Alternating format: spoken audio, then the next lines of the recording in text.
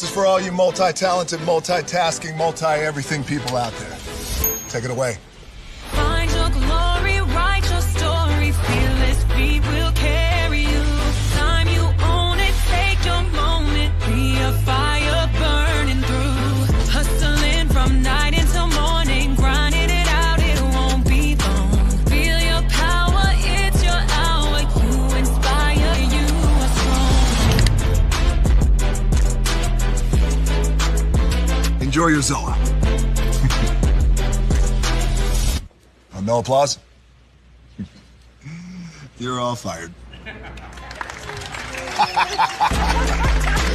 Now that you've reached the stage in your life where quality television is important, Nubian TV is a black network that speaks to your lifestyle.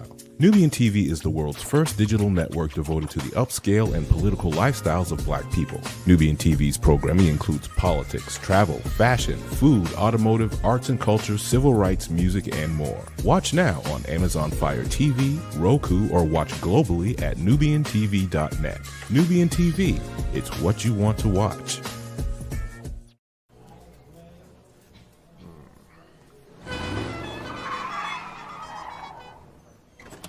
Come with me if you want to live a more delicious life.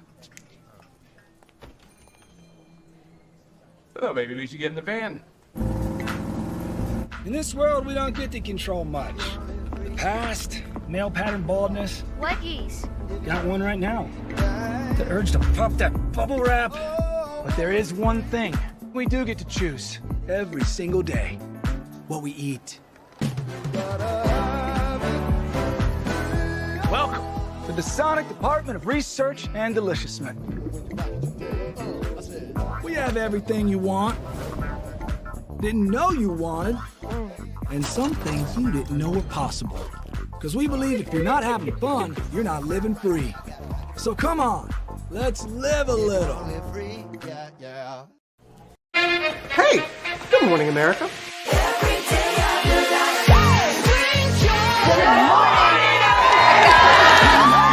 Good morning, America. Good morning, America. Good morning, America. Money! Are you ready? They are ready. Covering the biggest events in the country right now. There's a lot going on here this morning. It's always a good time. That's what the show's about. That's good. Really good. Very good. Coming in hot, Jimmy, coming in hot. It's far from elementary. Good morning, America. I'm not going to try to strut like Michael or anything. I have known George a long, long time. Have you ever gotten him to dance? Look at that face. You don't just see it, you feel it. I'm in. I'm in. I'm in too. I'll be there. I am here and so happy. I'm in. I'm in too. I'm in. That tells you something when Snoop Dogg's in. Michael, George, Where? Ginger? Prepare for a journey beyond imagination, beyond belief, beyond anything you've experienced before. Universal Epic Universe, a new theme park where you'll step through extraordinary portals to 5 immersive worlds. Prepare for a cosmic voyage of discovery, an isle of fire-breathing excitement, a shadowy world of monsters and mystery, new wonders in the wizarding world, and a new way to play. Plus the splendor of a magnificent resort hotel overlooking the park. It's all new excitement at Universal Orlando Resort. A week's worth of vacation thrills with 4 amazing theme parks, a variety of spectacular themed hotels, and incredible dining and entertainment. It's all at Universal Orlando Resort, where you'll find new adventures every day. Explore the astonishing worlds of Universal Epic Universe at Universal Orlando Resort.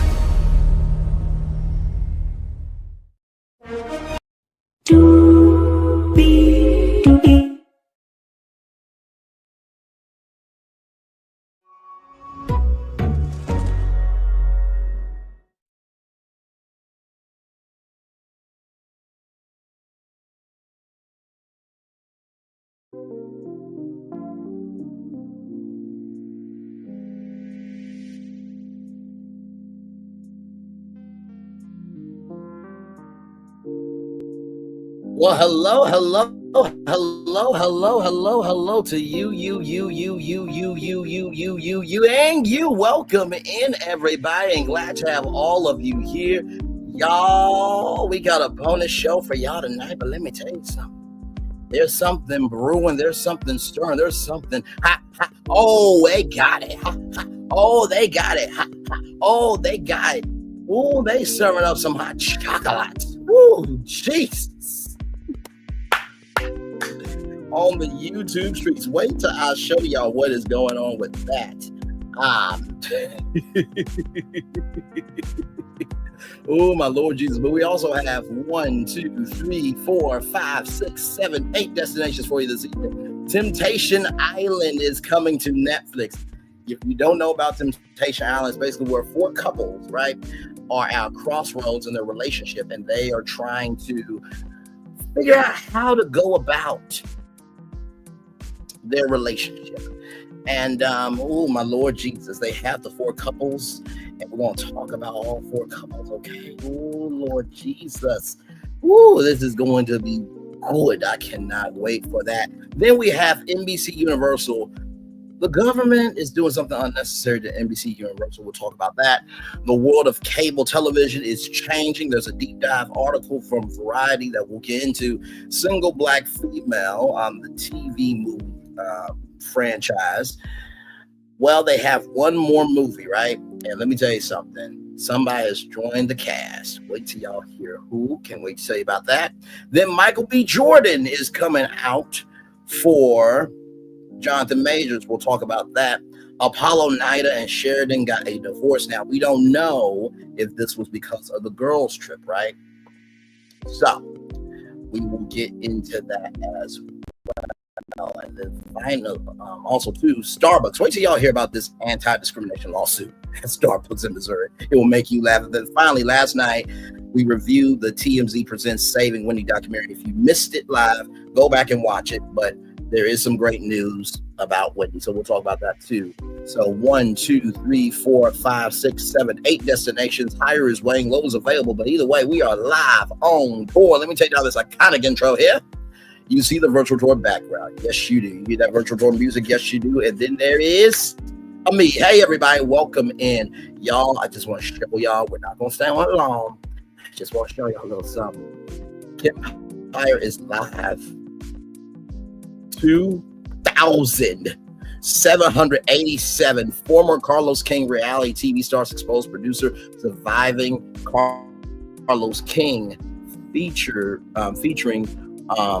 We Go podcast. Woo, Lord, there's a lot of things going down there. So we will talk more about that because, woo, Lord, is hot on these streets. Let's get to our tour, shall we? Temptation Island heads to Netflix. Meet the 4 couples. This comes to us from Variety.com. Can true love pass the ultimate temptation test? That's what will be determined rather on a new season of Temptation Island, set to launch on Netflix March 12th. The reality series first debuted in 2001 and aired for 3 seasons on Fox in 2019. Was revived by USA Network and aired for 5 seasons until 2023. This is the first time this format will be streaming. Temptation Island follows 4 couples all looking to get past something in their relationship and figure out whether they are ready to truly settle down. They will temporarily and live in separate villas. The men will live with single women, and the women will move in with a group of single men. Each week will feature a bonfire where each will be shown a snippet of what their significant other has been doing at their villa, out of context, of course. In the end, each will determine whether they will leave the experiment alone with their original partner or someone new. Mark L. Wahlberg, who has hosted the series from the start, returns. Absolutely. So here are the 4 couples, Alexa and Lino. Alexa and Lino, both 28, have been together for 3 years. With this experiment, she hopes to find a bit of independence while he wants to make sure that there's no other fish in the sea, or more specifically on the island, who could capture his heart. Early on in their relationship, she was others, leading Lino to feel like he's a second choice. He also moved cross country 3 times for her job. Now, wait a minute. Listen, I feel like that's so commendable. But also, too, you should never move across the country for somebody else. I'm sorry, unless y'all are going to get married and y'all both have a plan to be together through and through everything. That's the only time you should do it. Because here's the thing, right? What if you break up, right? Now, you have a really good job, but you're also in a city where it's like, well, damn, I might see her again, or I might see him again. So to me, I just think that that's not the vibe. That is just not the vibe to me. Okay, I just wouldn't do that. But oh Lord Jesus, just that's just my opinion. Now, if you do that, then God bless you, but just have a contingency plan. You know what I mean? So, all right, here we go. That's the first couple there, Alexa and Lino. Grant and Ashley. Okay, Ashley got a little something on her. Okay, then.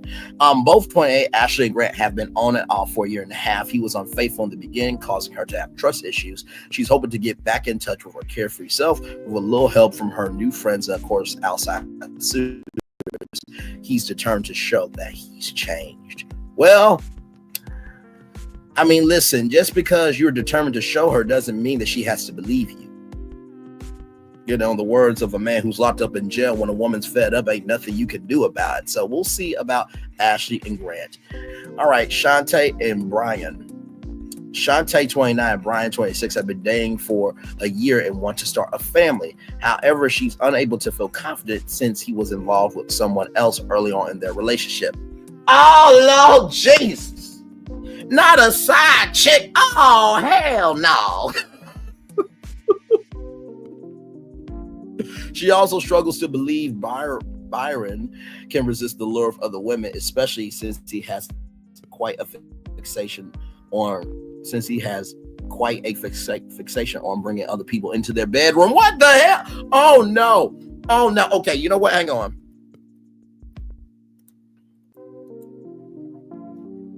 Here we go. See, this is the show. See, this is the show that they should have been on. It's called Couple to Thruple right here. Four couples new to non-monogamy spend a month at a tropical resort where they freely experiment with bringing a third love into their relationship. Cameras follow the couples 24/7 as they meet, mingle, and date a whole host of singles, all of who are experienced in polyamory. At the end of their time in paradise, the couples must make the ultimate decision where they will commit to life as a three, go home as they arrive, or even decide that they were never meant to be together, at least separate. This should have been the show that y'all should have went on Couple to Thruple, not Temptation Island. And honestly, too, like, if he already is about bringing other people into the relationship, child, just no. It's just no. I mean, oh my God, just don't make no damn sense. It's just okay. Let's roll on. Let's roll on to our final couple here.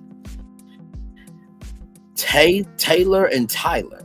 Okay, that's a tongue twister. Taylor and Tyler. Okay. Tyler 27 began dating Taylor 30 immediately after ending a 6-year marriage.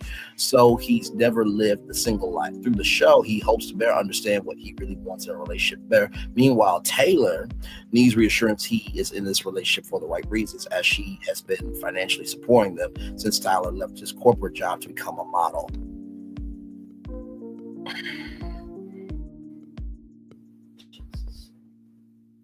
This is bad. This is bad because you left your corporate job, right, to become a model. Hey, Sharon Gabo, good to see you, my friend. You left your corporate job to become a model. Now, for those of you who don't know, models, depending on the name, like Ashley Graham or Tabria Majors, or, a Tyson Beckford or Morris Chestnut, you can make some pretty good bags. You know what I'm saying? You can make some pretty good bags. However, in the same token, I have never heard of this person. So I don't know if he went on Temptation Island to increase his, social capital of being known, but I just do not feel, right? I just don't feel that this is the move. Okay, so those are the four couples there. Right here. So 4 couples.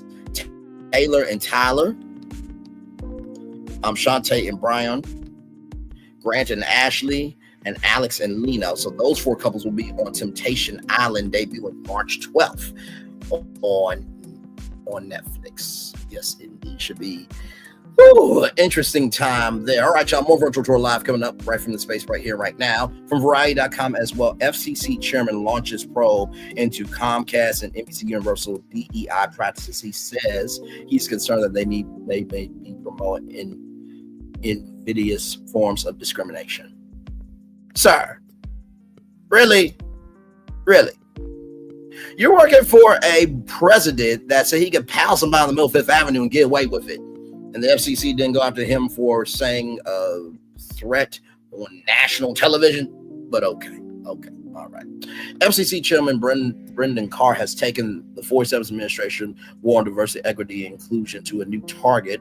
Comcast NBC Universal. Carr said he sent a letter Tuesday to February 11th to Comcast CEO Brian Roberts to let him know that I've asked the FCC's Enforcement Bureau to open an investigation into Comcast and NBC Universal. I'm concerned that his companies may be promoting invidious forms of DEI that do not comply with FCC regulations and civil rights laws. Are you serious? Are you really serious? So you but this is who the rest of y'all voted for. This is who the rest of y'all voted for. This is the rest of who y'all voted for. I simply do not get it. I simply do not get it. You know what I mean? Because at the beginning, middle, end of the day, they're trying to erase us through policy. They're trying to erase us through policy. They do not want us in any shape, form, or fashion in media or to exist anywhere. Like I said, slavery has went from the cotton field to corporate and the boardroom and workplaces. So just keeping a buck, but that's just mind-boggling. I can't do it. Hey Greta, welcome in. Glad to have you here. Carr said in a post Wednesday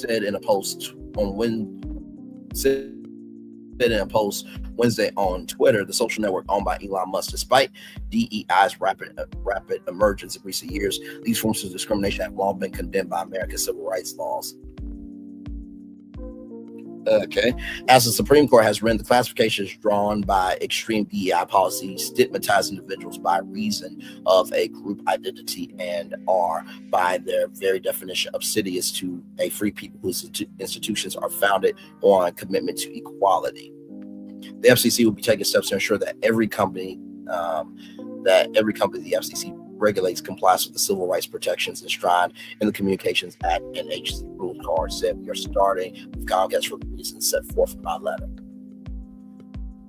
Oh my God, this is ridiculous. In the letter to Roberts, Carr said Comcast states on its website that promoting its DEI is a core value of our business, and public reports state that Comcast has an entire DEI infrastructure that includes annual DEI days, DEI training for company leaders, and similar initiatives. NBC Universal has similar DEI initiatives, including executives specifically dedicated to promoting DEI across the TV and program side of business. Carr also wrote the letter that because Comcast companies cover a range of sectors regulated by FCC, including cable TV, broadband, broadcast TV, and wireless, I expect that this investigation into Comcast and NBC Universal operations will aid the Commission's broader efforts to root out invidious forms of DEI discrimination across all the sectors of FCC regulates.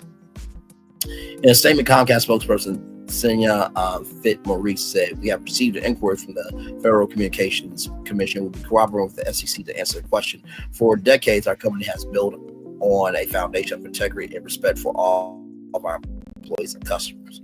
Carr, who was named to head the FCC by 47, also wrote, thankfully, President 47 has taken quick and decisive action to root out this scourge of DEI. Following President 47's executive action, we have ended the FCC's promotion of DEI. With 47's election to the White House for a second term, multiple companies have scaled back or eliminated DEI initiatives that will include Facebook, Amazon, Google, PBS, Accenture, Walmart, and McDonald's. On Tuesday, Disney told senior executives it was updating its DEI approach to replace the company's diversity and inclusion factor in its executive compensation program with a new talent strategy performance factor, which assesses how leaders uphold company values, incorporate different perspectives to drive business success and cultivate an environment where all employees can thrive. Meanwhile, from his perch at the FCC, Carr has also taken aim at media bias, including through an investigation into alleged news distortion by CBS News 60 Minutes interview last October with then Vice President Kamala Harris. 47 is suing CBS over the 60 Minutes interview, the 60 Minutes Harris interview, alleging the news program deceptively edited the video, and last week amended his lawsuit demanding charges of $20 billion. Once again, what are you going to do with $20 billion? I have never seen a president sue a whole organization just because you look like a dumbass. I have never. $20 billion. I mean, he won a lawsuit against, I think, Twitter. He's won a lawsuit against ABC. And I'm just like, you do realize, like, you got to pay all this money back for all the lawsuits that you're in, right? So you don't get to really keep any of the money.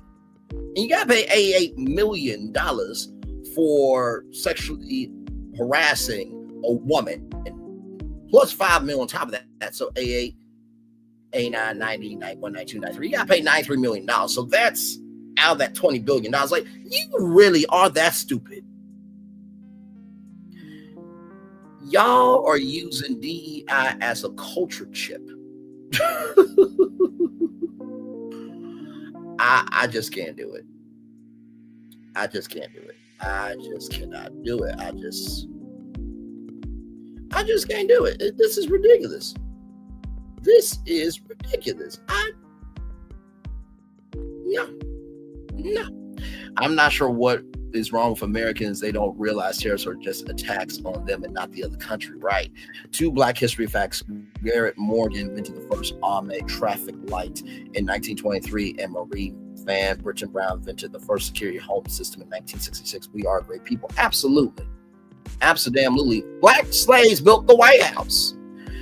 In its 2024 proxy filing, Comcast says we embrace diversity of background, culture, skills, and experience throughout our business. Our ongoing efforts in this regard are reviewed and discussed by our board and or its committees, our senior leadership teams, and our rotating diversity, equity, and inclusion DEI employee advisory council, our external DEI advisory council.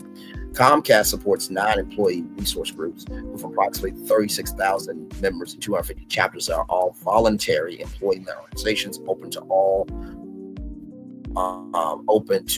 across our businesses, dedicated to developing the careers of our employees, contributing to community service, and building on an inclusive collaborative workplace and culture. In addition, the company offers a variety of training programs and initiatives focused on creating a more inclusive workplace culture, including company-wide forums like our DEI speaker series, along with an enterprise-wide learning catalog. Regarding NBC Universal, the Comcast proxy filing says we strive to have diverse perspectives that resonate with a wide range of audiences in our program at NBC Universal and the content we distribute on our media platforms. Through our platforms, we share culturally representative stories and educate our viewers on diverse and inclusive cultures, perspectives, and experiences, including through a vast ecosystem of diverse content on Xfinity, including curate on-demand destinations and NBC Universal's The More You Know series of public service announcements. This is a dumbass thing to do, because honestly, what if this white man right here is German? You would also be a minority, sir, right? Like, I don't think that the FCC is that smart. I just really don't. Like, most of government has a little bit of diversity, equity, and inclusion. Like I said, white people can be German, they can be Italian, they can be Chinese, they can be a little bit of everything, right? So I don't get this. I just don't get it. I just don't get it. It's quite sad to me that that this is happening. It really, really is. And oh Lord, the day that we rise up for ourselves is the day we'll be free. I mean, my Lord Jesus. And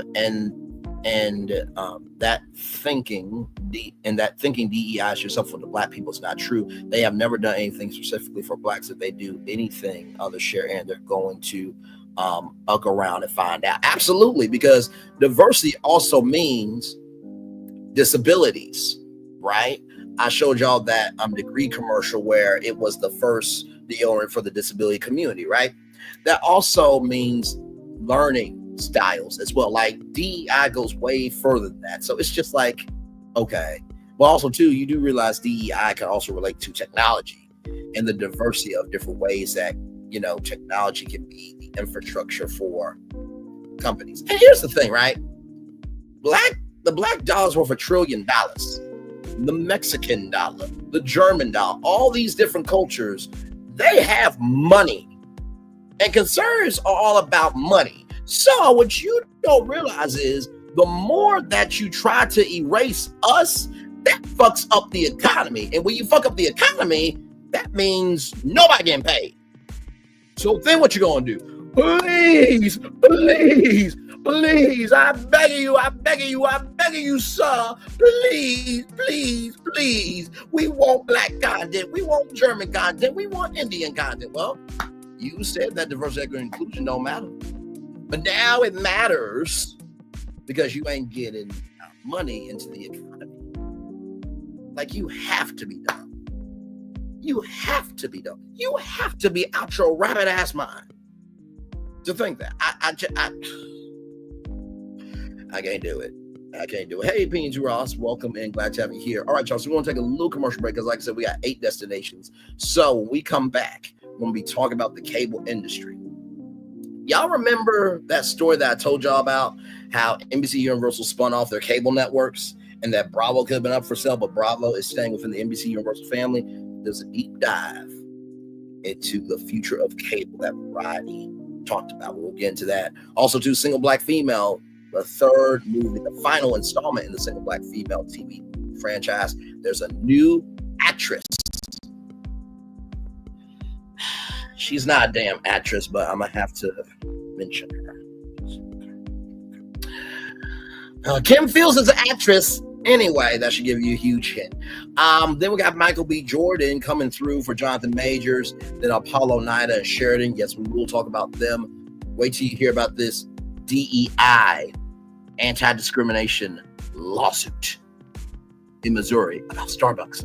And then Wendy Williams, some big news happened for her. Red Elise says 75,000 federal workers have agreed to take the buyout to their determined. Absolutely. Because it's better to be free than to worry about if your freedom gets taken away. Absolutely. So we are live on tour. Like, comment, share, subscribe. We will be back right after this rolling.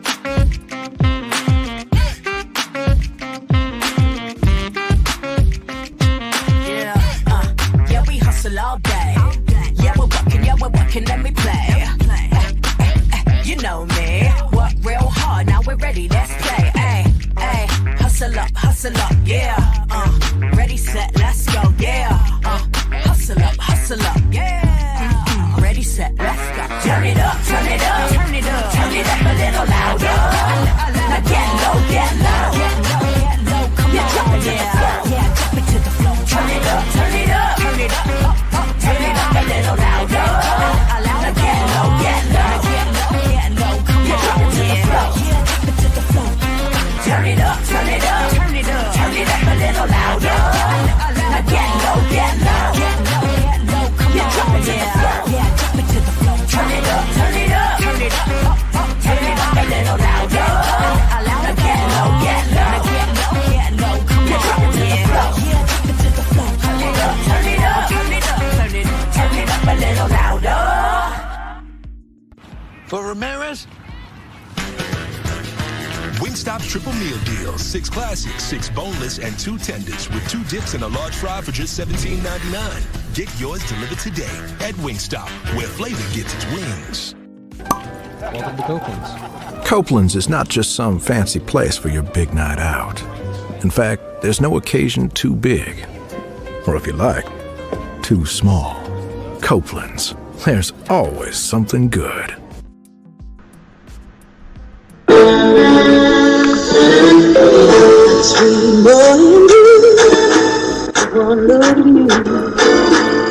was playing the shoe. You were my destiny.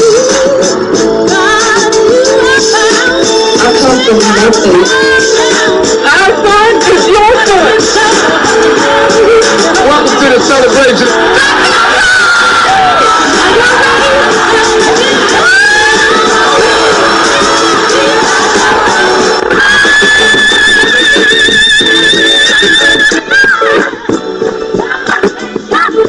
We all we got.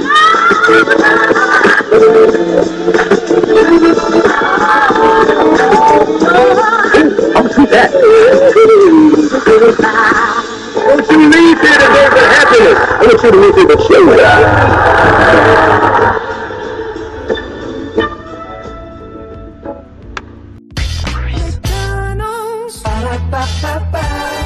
I'm loving it. Y'all right back. Welcome back into Brainley's virtual tour live. Glad to have y'all here. We kicked off the show with our first destination, Temptation Island, is coming to Netflix on March 12th. We introduce you to the 4 couples that will be on Temptation Island.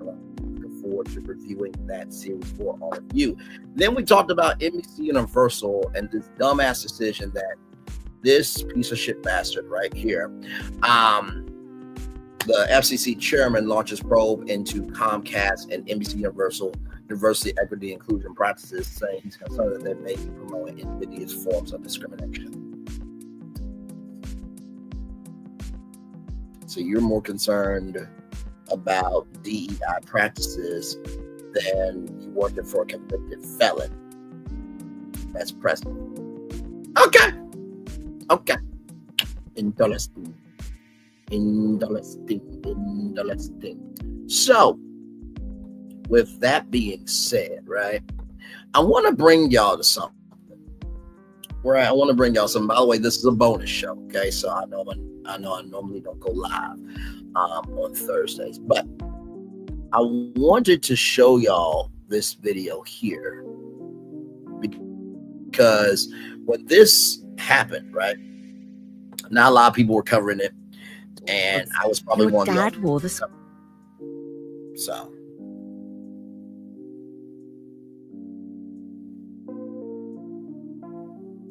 here we go.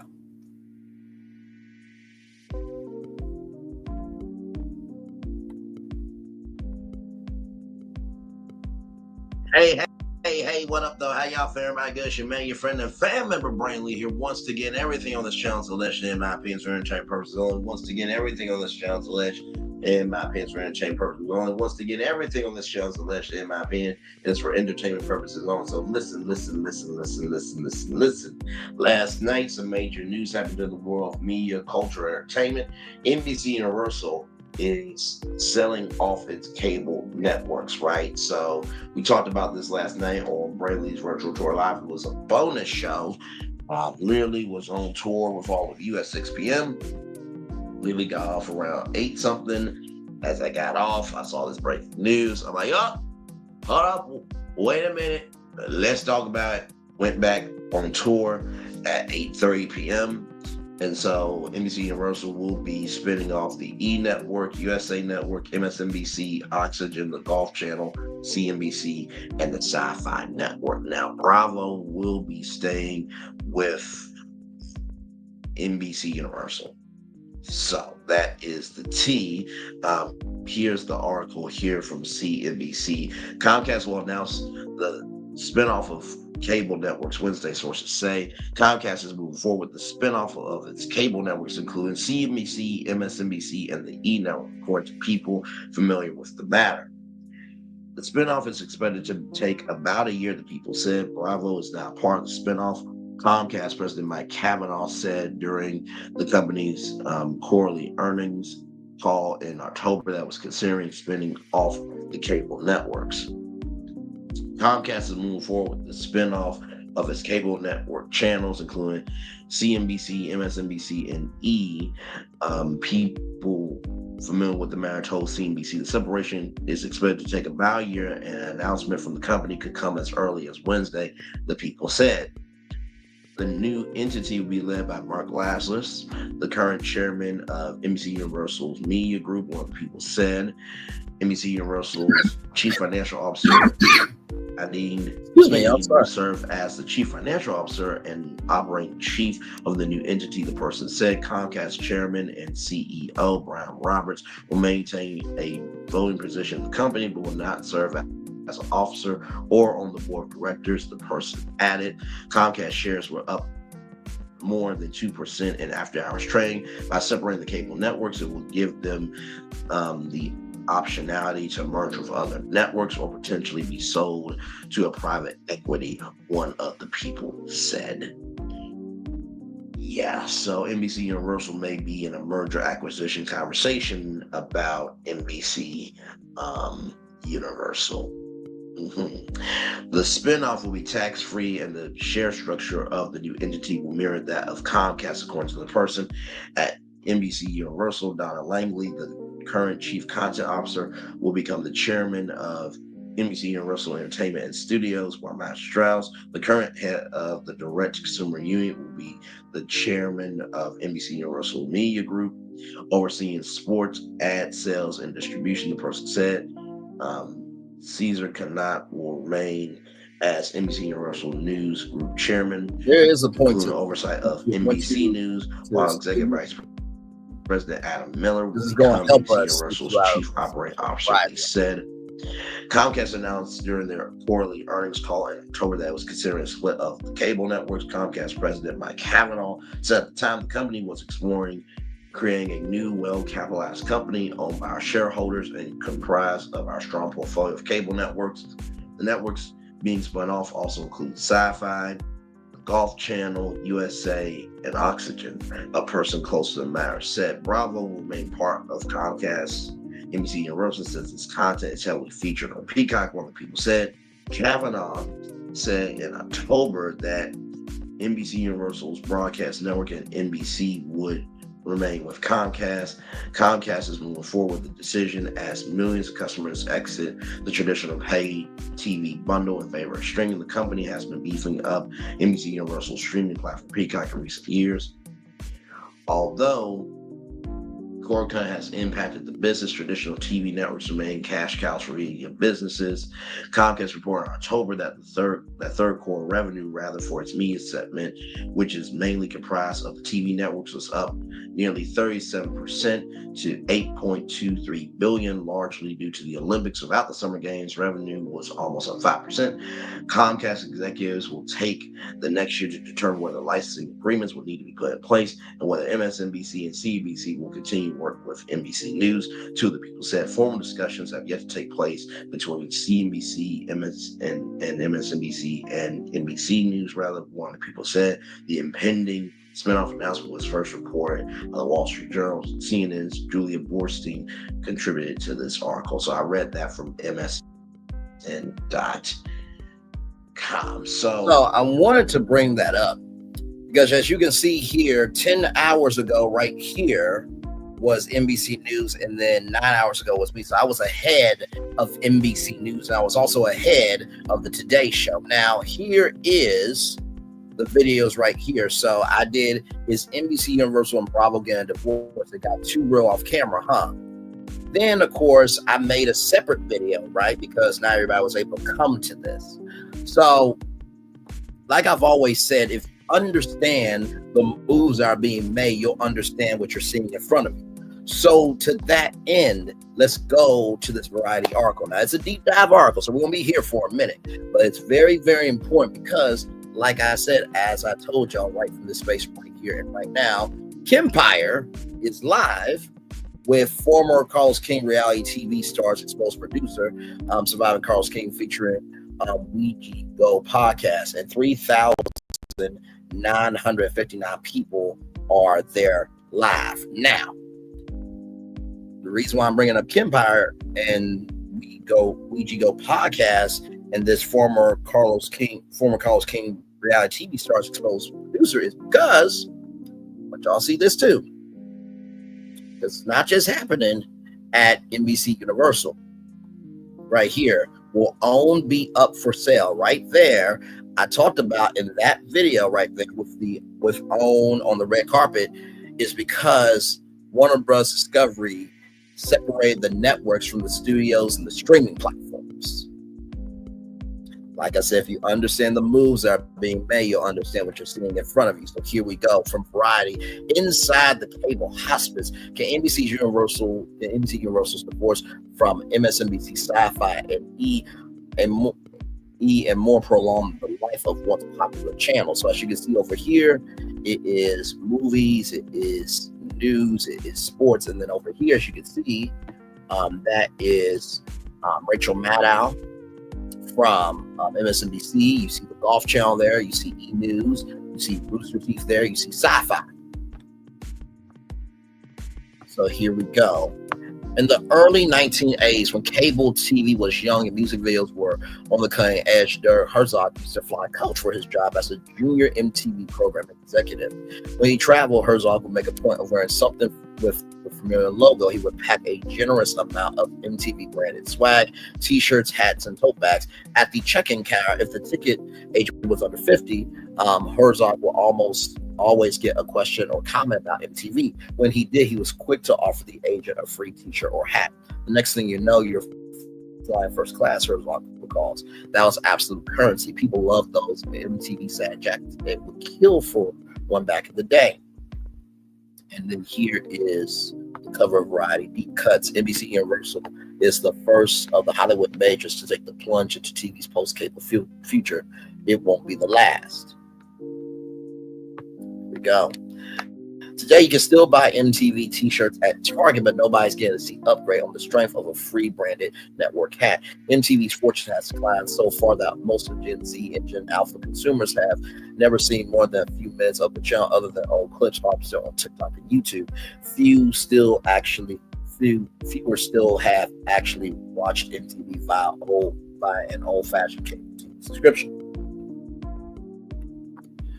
And MTV is now alone, the traditional cable television business that gave rise to CNN, USA Network, ESPN, Nickelodeon, TNT, Discovery Channel, and A&E Network is in steady decline. Some will call it a state of decay, made worse by a woeful lack of investment.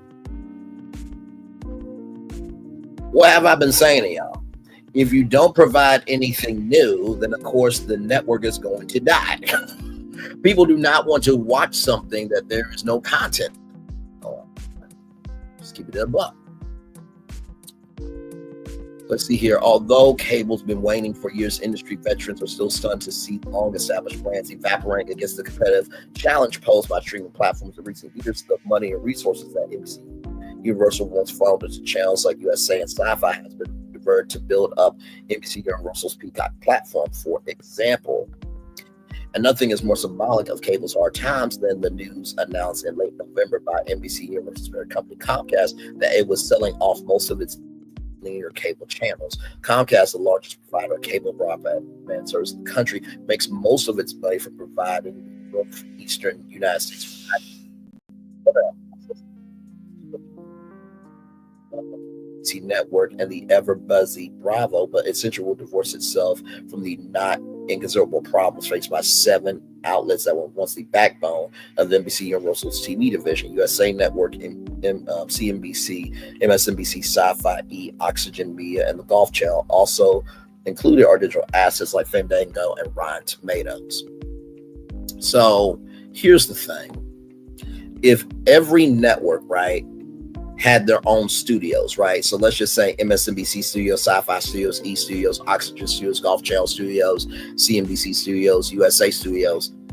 Those studios, right? They could produce shows for Peacock. So by getting rid of these cable networks, you're actually getting rid of content studios that can help your streaming platform.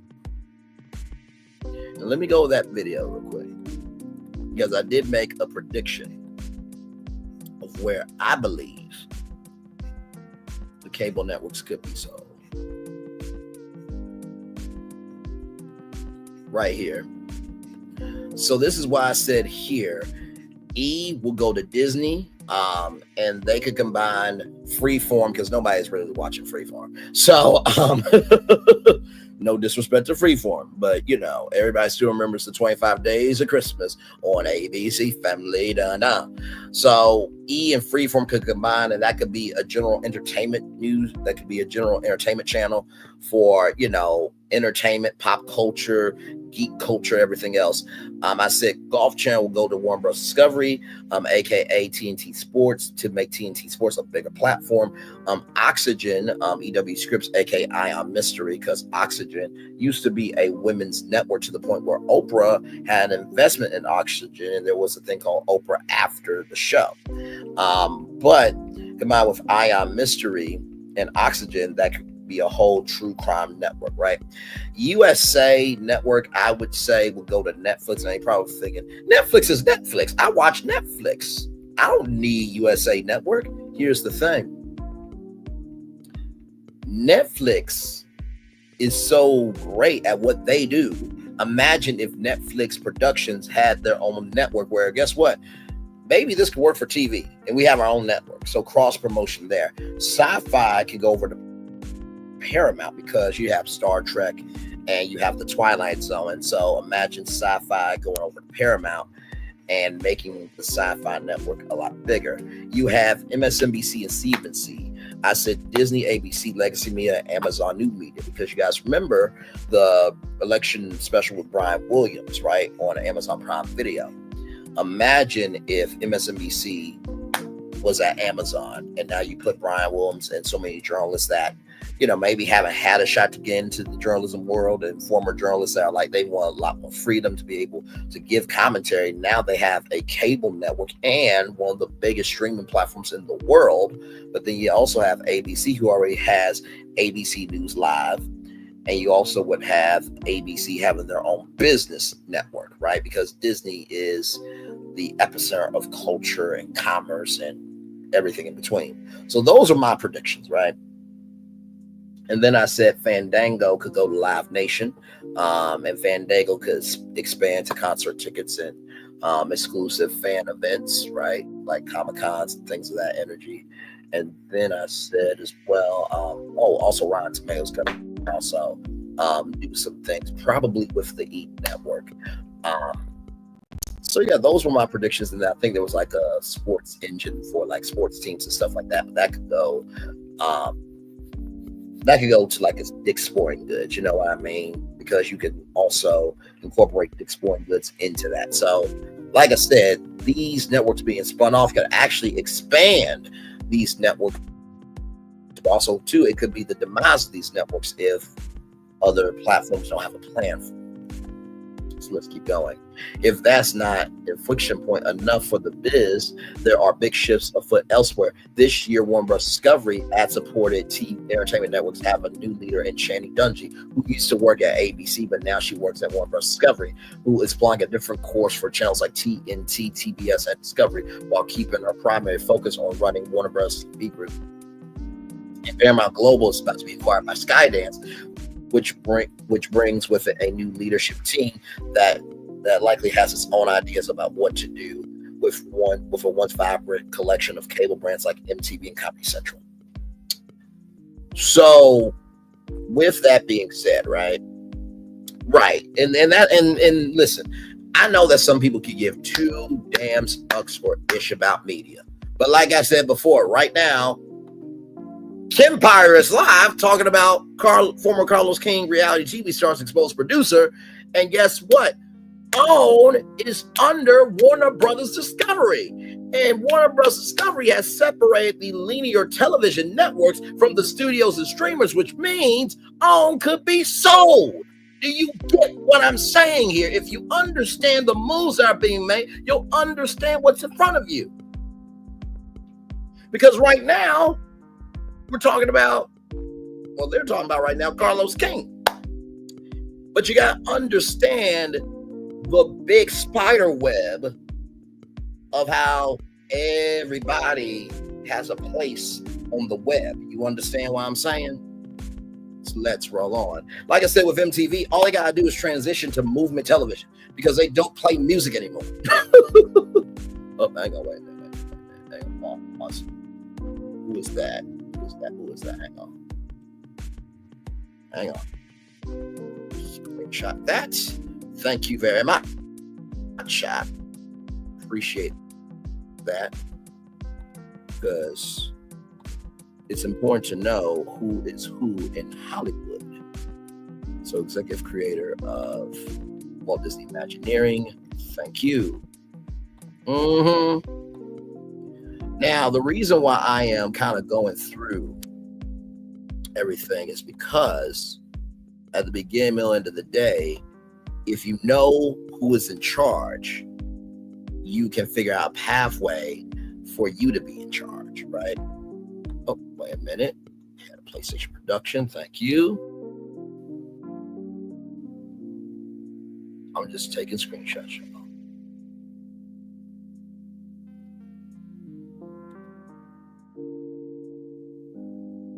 I don't know who AB Joe is, but that is more than enough for me. Thank you very much. Okay. All right. Back to this. And Comedy Central, right? Comedy Central is known for comedy, right? Comedians, sketch shows, this, that, and the third. They had Tosh.0, which was like a web comedy series. If I'm looking at this, right, what do we all see here? The com in Comedy Central. So what you need to do now, right, is we are all about the funny of the internet. We're about the funny of the internet. We're about the funny of the internet, right? So you can now have comedians on Comedy Central, and you can also have internet personalities on Comedy Central, right? Because the internet personalities will be talking about the funniness of the internet, while the comedians will be doing what they're doing. So now the internet is feeding the comedy, and the comedy is feeding the internet. But that's big brain energy. Okay, let's roll on. How quickly things change. How quickly things changed after Netflix revolutionized the way we watch TV. Since the rise of that platform, media giants that own the largest cable channels have turned their focus to building up their streaming services.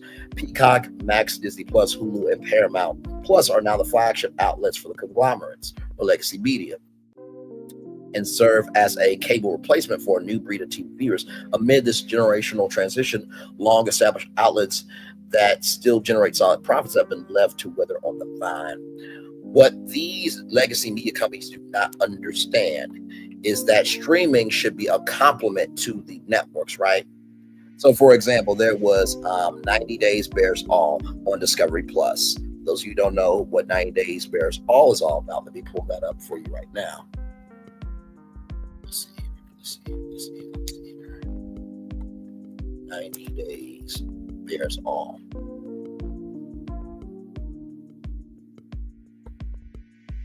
So here it is here. This is a preview of 90 Days Bears All.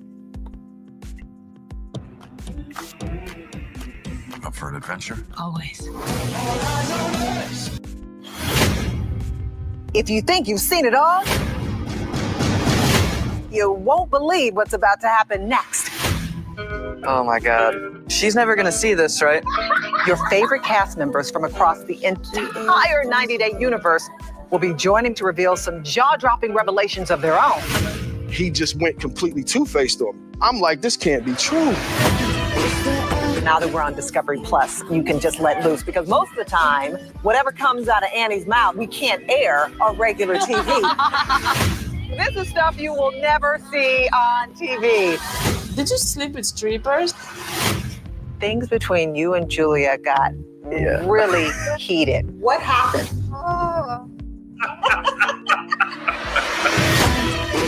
I want to go back to 3 years ago in a sex shop.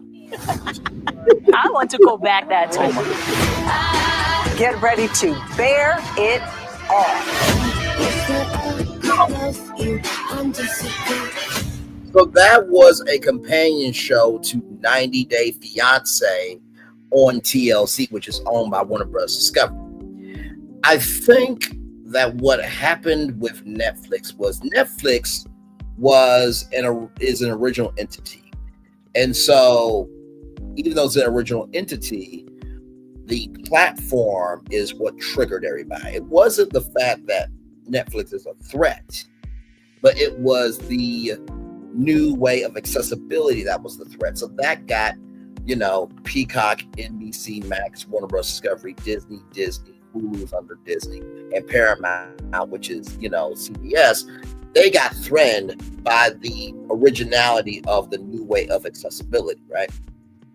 So with that being said, let's roll on. Many industry veterans are dismayed at how quickly Big Media gave up on the channel brands that helped introduce the concept of cable TV service to Americans in the 1980s and offered an inevitable dual stream. Others caution against engaging in nostalgia, and that consumers have been voting with their wallets for 15 years. In the United States, cable and satellite service subscriptions peaked at roughly 100 million households in 2010. That amounted to a penetration rate of 90% of all TV homes in the country. Today, that number stands at 85 million, which accounts for about 65% of available households. So, right here, roughly 100 million households in 2010. And that amounted to a penetration rate of 90% of all TV homes in the country. Today, that number stands at 85 million, which accounts for 65% of available households. So while the percentage rate is down, it's still around the millions that people still watch cable TV. And I think that should be encouraging to these networks of, okay, you know what?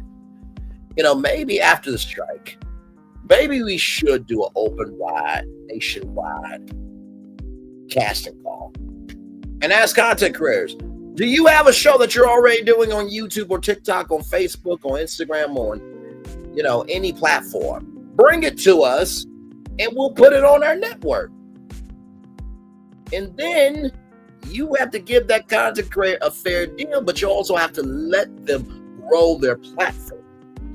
So if there's 85 million households in the United States of America that is still watching cable television, that means there's a shot for television to still be here and for cable to still be around.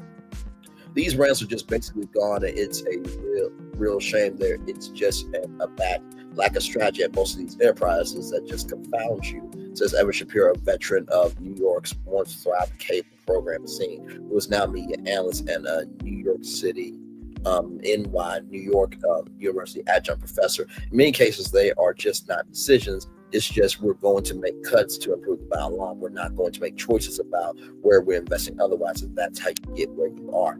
Facts. And here's everything here. That is Saturday Night Live. That's Universal. That's Peacock. That's Today. That's Bravo. That's the E! Network. That's Oxygen. That's Gulf. That's Sci-Fi. That's MSNBC. So here's everything they're keeping. Right here. Here's everything they're selling.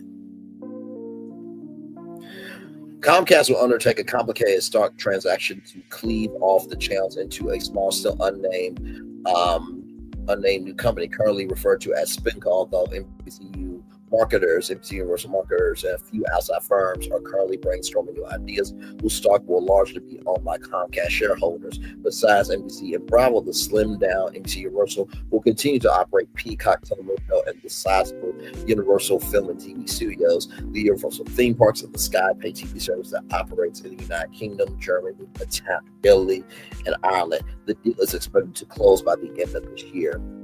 My first instinct was wow, they are building an iceberg bravely facing the sun, Herzog says Herzog and SpinCo. I honestly don't know what to make of it. Herzog was there at the peak of cable, overseeing networks including MTV, Comedy Central, and USA Network throughout his career, but led Viacom as head of its music group in 2017.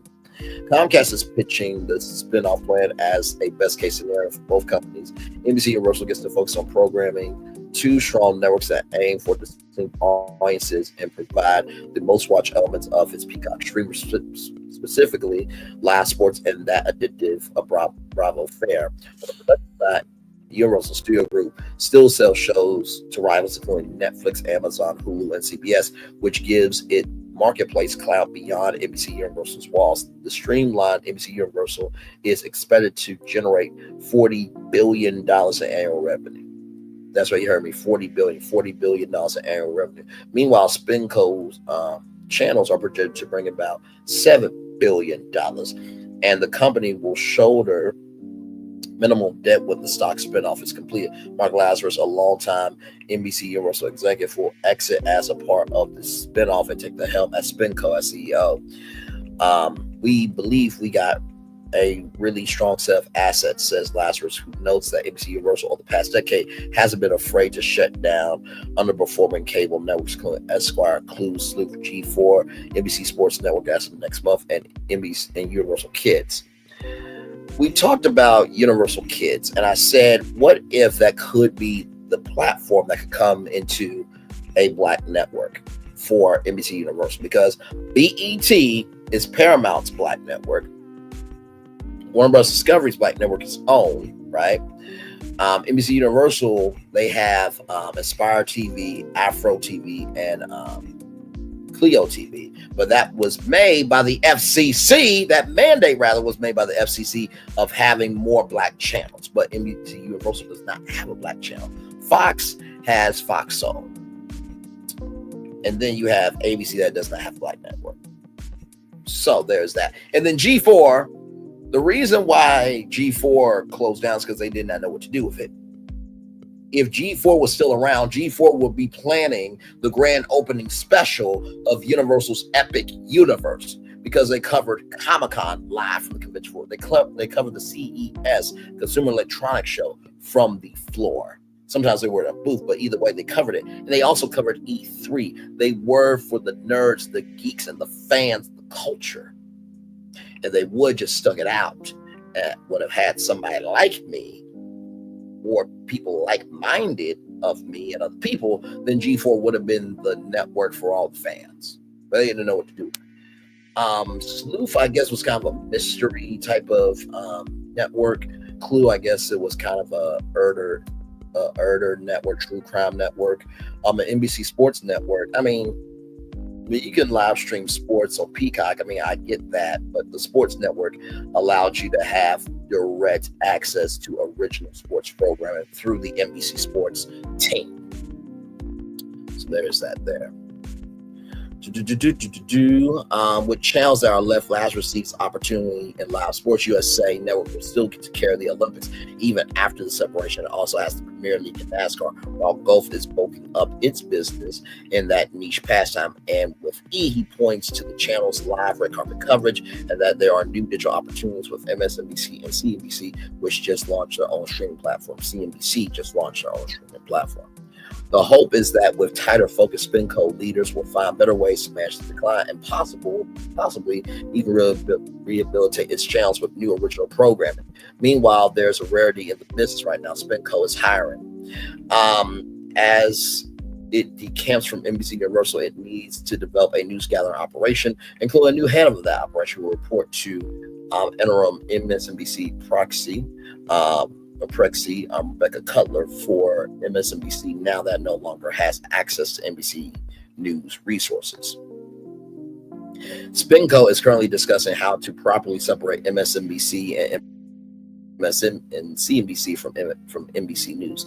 That may include moving some of NBC News staffers or entities over to MSNBC and its sports. SpinCo will have to build out a team to manage its lead deals, although it will outsource production mostly to NBC Sports.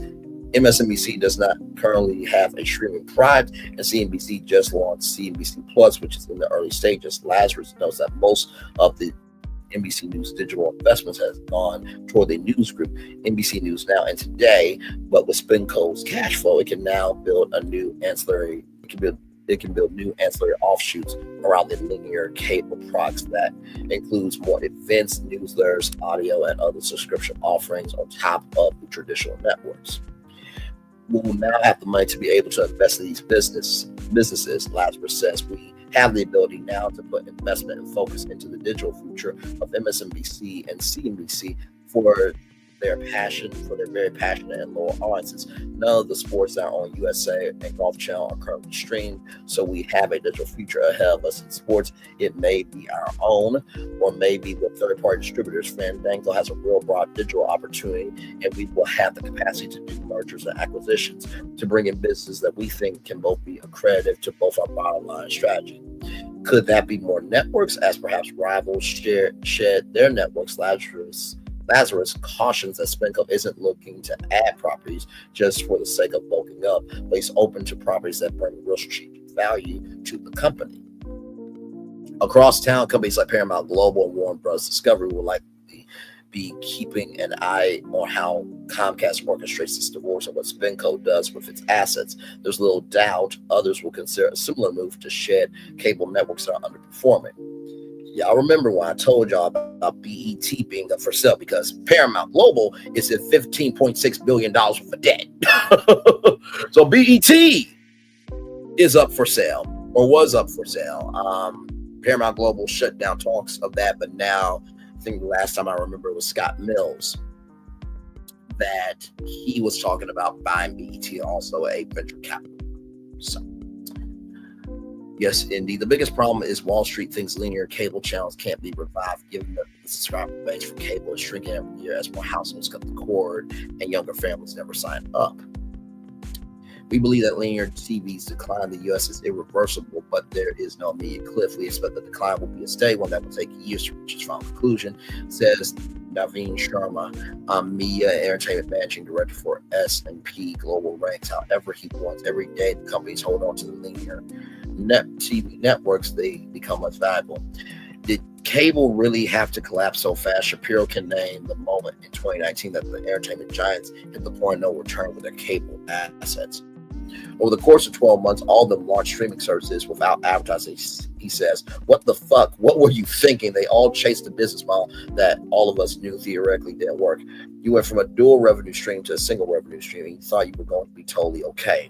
It wasn't. Netflix's April 2022 earnings report dropped a bomb, a stunning subscriber loss, which sent its stock price plummeting. That left everyone who had destroyed the cable business to launch the streamers suddenly regretted their hasty pivot, but stuck with the reality of what they've done. In the case of USA Network, NBC Universal had turned its back on a brand that is seen of roughly between 2005 and 2015 was a destination for popcorn hits like Monk, Burn Notice, White Collar, Suits, Royal Pains, and Mr. Robot. USA's audience had also been bolstered for decades with its long association with pro wrestling's via WWE Monday Night Raw. My uncle, God rest his soul, he would be in the living room on Monday night. We would go over sometimes to visit, and he would have the TV on. My uncle would have sci-fi on regularly. USA averages as many as 3.3 million viewers in primetime ad speak in 2009. These days, USA Network isn't in the scripted biz. WWE is now on WWE Raw is now on Netflix, where repeats of USA's legal procedural Suits also recently enjoyed a smash Second Life. A Suits LA revival is heading to NBC, not USA, but at least USA managed to keep some WWE with SmackDown. Now, SmackDown was on Fox, but now SmackDown is going back to USA Network.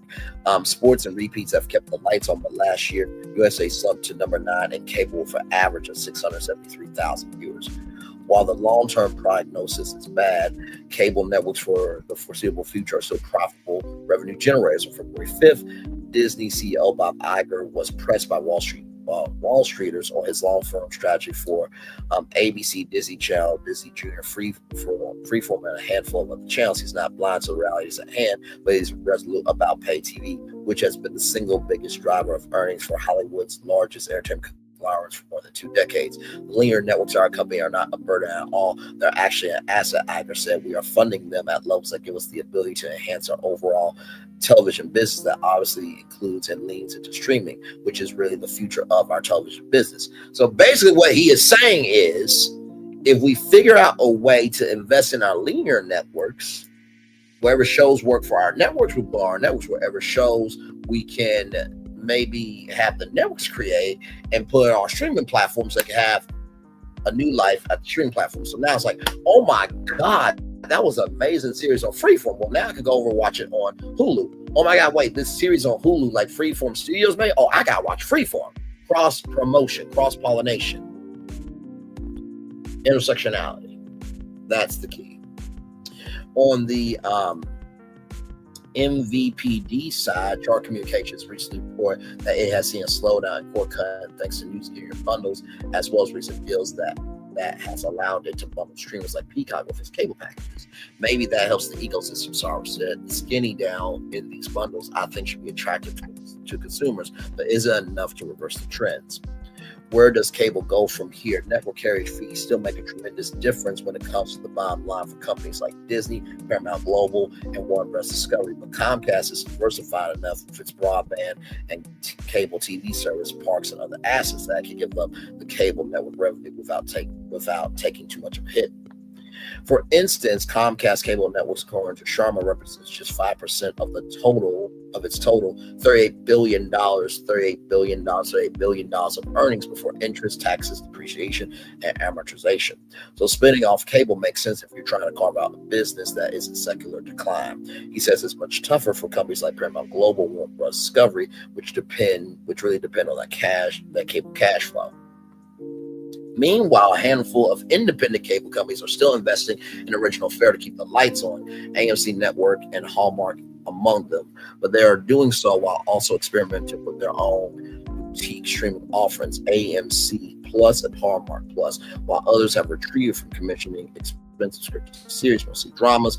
AMC Networks have been invested in the company, for instance, acquiring the TV rights to a raft of Annie Rice books in 2020. AMC has 3 inspired supernatural dramas in production.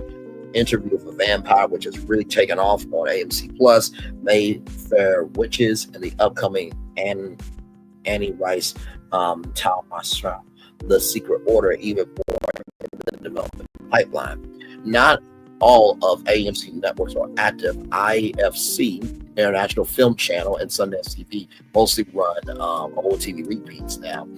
But flagship AMC is still churning out a robust slate of originals that could be a model for SpinCo's major properties. Like I said, if you have the E Network, have E Studios. If you have Sci-Fi, do Sci-Fi Studios. And those networks with those studios could sell those programs to other streamers, other networks, to NBC and to Peacock. Now the network's going to have a life. Because streaming is supposed to complement the linear networks. And without linear networks, there could never have been streaming. Because Netflix would not have been able to be around without the content from all of the networks. You see. Nobody at AMCN has their head in the sand, says Dan Dormont, the president of entertainment at AMC Networks and AMC Studios. AMC licensed some of its shows to Netflix, which makes them much more widely available to AMC's target audience than they are on linear TV. The licensing fees that Netflix pays for the shows also help AMC make up for their linear losses. As McDermott put it, the AMC channel is a meaningful first window for AMC shows, but we have all these other windows now. USA and Turner Networks have in recent times given up any pretense of maintaining a programming brand, but now Dungy and her team are considering developing some modestly budgeted original series to bring new life into TNT and TBS. Perhaps that could mean return to the We Know drama brand TNT or the very funny comedy ethos at TBS. Now, I've said before that TBS should be an unscripted network and be called the Taking Bold Steps Network, taking bold steps in the world of dating, in the world of entrepreneurship, in the world of cooking. TNT, Together Navigating, oh my God, hang on, y'all. Y'all know I'm good for acronyms. Hang on. Positive words. Let's start with T. There we go.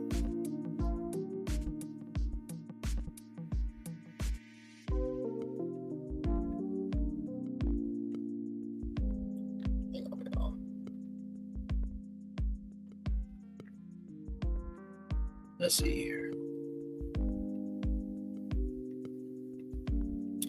Okay.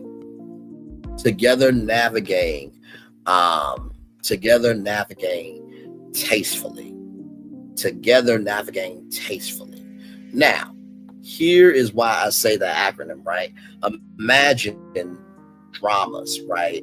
Imagine documentaries. Imagine long-form content that is about bringing people together to navigate tastefully through different deep subjects. There it is. A brand is not just how it looks, how it sounds, and how it moves, but it is how what you bring to the network relates to your audience. Okay. Let's see here. And incoming SpinCo Entertainment President Val Borland, another NBC Universal veteran who will go with the new company, is believed to also be looking at stock channels like USA and Sci-Fi with more blue sky fare, where you don't have to shovel your profits over to the other parts of the company. You can reinvest those profits into programming. Says former USA Network President Chris McCumber, you can reinvest them into partnerships. There's a lot of smart investments you can make. If you remember the shows that we did back in the Characters Welcome era, Blue Skies and USA Network, those weren't big budget shows. It wasn't movie star television, but it was really great TV. There's definitely a way to do comedies, dramas, and Ainsworth programming. You can do that very, very efficiently now. Lazarus agrees. We told the industry that we are open to business. Bring us your ideas, he said. We will continue to invest and put a balance between our sports, our original content, our acquisitions. While NBC Universal cable networks currently feed Peacock, once they move to SpinCo, they'll be free agents. Lazarus sees the opportunity in finding secondary windows for a successful series in his channel or his channels. McCumber emphasizes that SpinCo has a small window of opportunity to rebuild while USA still has our revenue coming in the door. He likens it to a bit of Back to the Future for the leaders of SpinCo. Remember, these channels are incredibly profitable right now. Not as profitable as maybe they were 5 years ago, but if you look at USA Network alone, that's $1 billion business when they're coupled with the mothership of NBC Universal. They have contributed to other areas of the company that are now prioritized like Peacock, but if you decouple them from the mothership, they become a priority. Producers like Jeff Watchell see an opportunity to be entrepreneurial around the program for the SpinCo networks. Watchell is a veteran cable programmer and studio exec who drove USA's programming into its mid-2010s peak. He is now producing shows with unusual financing and distribution models for outlets like Fox and CW, two other linear-based networks that were reinvented over the past few years with an emphasis on live sports and more budget-conscientious acquisitions. Like those two networks, the SpinCo properties would need to brainstorm some innovative ways to secure original programming, and that's where the industry savvy comes in. You hear it's hopeless or the miles broken, Marshall said, but survivors know that that's just an opportunity. At USA, we did some good shows. We were conservative in how we built things out. We were able not just to create a brand for the network, but shows that had enough value that they really just lived beyond that. There's still a real opportunity to do that in a few places. Look like Channing is talking about doing that at TNT. We'll see what SpinCo becomes. Can they bring people back? Sure, but I think it was kind of silly to give up on what they already established. Yes, but you can do it again. The other strategy might be looking at why Bravo survived. It has a real live, relevant, beating heart revolving around Andy Cohen and his Watch What Happens Talker and Cast Reunion specials. Why not take that unlawful page from the early rebellious days of cable and lean into low-cost, live, personality-driven programming and industrial commercials? Oh my God, personality-driven programming like Brantley's Virtual Tour Live. Low cost. All I have is my laptop StreamYard, and that's it. And Canva, of course, to make the thumbnail, but that's it. Talk to your arms, just heard about. I don't see people taking chances like they used to, either on the high end like HBO might have in the old days, or on the low end like MTV and Comedy Central. Back then, we did because we had no resources, we had no money, and we were just like, fuck it, let's try this. We're not going to go broke doing it. Let's see what happens. And if it doesn't work, these cable will go down swinging. As Herzog says, survival is not mandatory. So, very, very interesting article. I think that at the beginning, middle, end of the day, cable television will not go away. Because for ABC, NBC, CBS, Fox, and CW, they can't air all of the content that we want to see. That's why cable is so important, because you got Bravo, you have all these niche cable networks that are able to produce that content that the broadcast networks cannot do, because the broadcast networks is more for the mainstream and cable networks are more for the culture. So that is my take on that. Let's see these two comments. MTV was once important, now it's a relic of a bygone era. It's difficult to manage the scope of mismanagement and lack of vision and lack of creativity and lack of grit anywhere else in the business world. I fully agree with both comments. All right, y'all. More Virtual Tour Live coming at you right from the space right here, right now. And speaking of cable networks, ladies and gentlemen, right here from Deadline, Portia Williams joins Lifetime single black female 3 cast with Raven Goodwin and Riley K. Michelle returning for final chapter. Exclusive. Lifetime's final installment of the single black female franchise. Starring Raven Goodwin, Amber Riley, K. Michelle has recruited Real Housewives of Atlanta star Portia Williams. Single Black Female 3, the final chapter, is set to premiere on Saturday, March 22nd at 8/7 Central, only on Lifetime, with Williams joining as Detective Ebony Williams. Final chapter of the Single Black Female franchise picks up when Monica Goodwin has been finally exonerated after being wrongfully convicted of murder, where her freedom comes at that price. Though the charges against her have been dropped, the stain of suspicion lingers. Reclaiming her life, her career, and the trust of those around her is proving to be an uphill battle. Meanwhile, the real threat has yet to match. Simone Riley, now a fugitive, has fled to a convent in Mexico, having no choice but to abandon Houston, along with the one thing she truly cared about, her daughter, Joy Kennedy Chanel. When a terrifying nightmare shakes her to her core, Simone becomes convicted. Joy is in danger and returns to Houston for a final reckoning between the estranged half-sisters. It's only a matter of time before old grudges resurface and Monica and Simone come face to face. K. Michelle reprised her role as Monica's best friend, Bibi. Williams is best known for starring on Bravo's The Real Housewives of Atlanta for 9 seasons. Its return to the franchise in the upcoming season, premiering in March. The reality stars previous acting credits include Sharknado 5, Global Swarming 2017, Stepping Back to Love 2020, Insecure 2020, Zootopia 2022, and Pretty Stone 2023. Williams teased her return to acting last year when Deadline interviewed her at Bravo Fan Fest. The Single Black Female franchise is based on 1992's thrill Single White Female, which in turn is an adaptation of John Luke's 1990 novel Single White Female Seeks Same. Single Black Female premiered on Lifetime in 2022 and averaged more than 8 million total viewers across linear and digital platforms. Linear and digital. What does that tell you, Lexi Media? Invest in your linear content and your digital content will rise up. The hell? The television movie was the #1 original non-holiday movie in 2022. A sequel titled Single Black Female 2, Simone's Revenge, premiered in 2024. Single Black Female 3, the final chapter, is produced by Swirl Films for Lifetime. Raven Goodwin, Carrie Pirkin, Monique Nash, Corin Williams, Eric Tomas, Untied Walker executive produced. Keenan Ferguson directs from the script read by Sarah L. Jones and Tessa Scott. So congratulations to Portia Williams. And listen, the comments are right here. The first one was a hoot. The second one was man, don't get me started. And Riley masquerade as a no for nose piercing. I'm not sure if I bought with prefer. Oh my, Single Black Female can definitely do without Portia Williams. She would be doing disservice to the show and its views. I wish they would strongly reconsider this decision. And I agree with Miss M. Jones. Like, really, there are plenty of other actual actresses that do this on regular schmegula, and not just because they're just trying to remain relevant. I just have to keep it above. You know what I mean? So that's just me. So let's see here. So with that being said, then we're going to take another commercial break.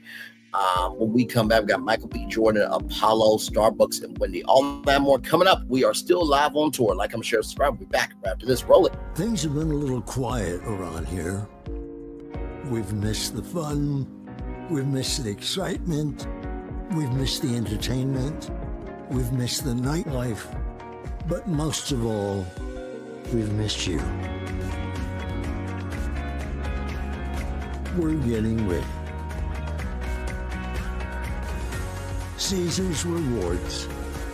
We can't wait to welcome you back.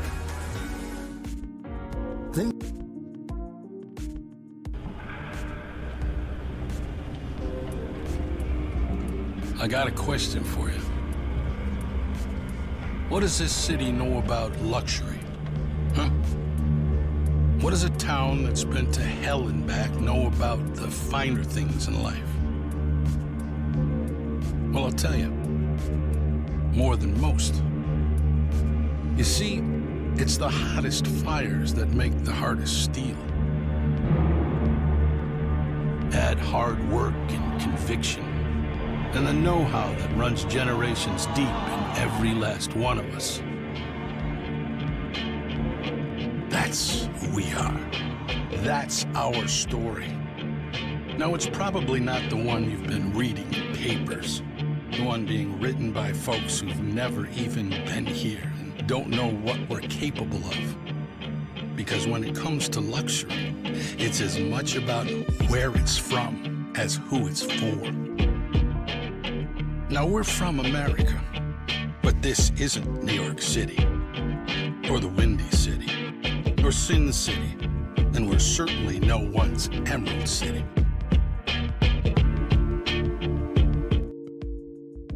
Hey, y'all. So here's what I'm going to do. I'm actually going to pause the show for just a minute, okay? And I will be right back. Y'all stay right here, okay? I'll be right back.